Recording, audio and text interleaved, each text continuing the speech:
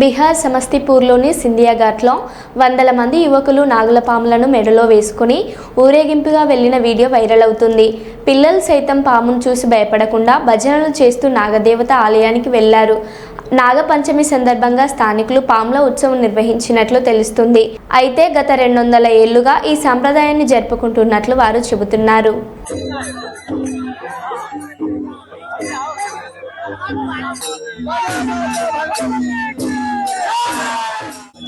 मान के चलिए आज का मान्यता यही है, सभी गाँव वासी को जिसको मान के चलिए बाल बच्चा नहीं होता है, जो कष्ट में रहता है, अपना अपना बात लेके वहाँ रहता है, अपना अपना बात को मन में रखता है, उसका काम पूरा होता है। सभी जाकर के माता के आशीर्वाद से उसको सब चीज प्राप्त होता है। सभी आदमी जाकर के वहाँ धूप धाप लवा और दूध चढ़ाते हैं, ये सब करते हैं। सभी आदमी अपना मन्नत को पूरा करते हैं, इसमें कोई डिमांड या मांग नहीं होता है, सब अपने श्रद्धा से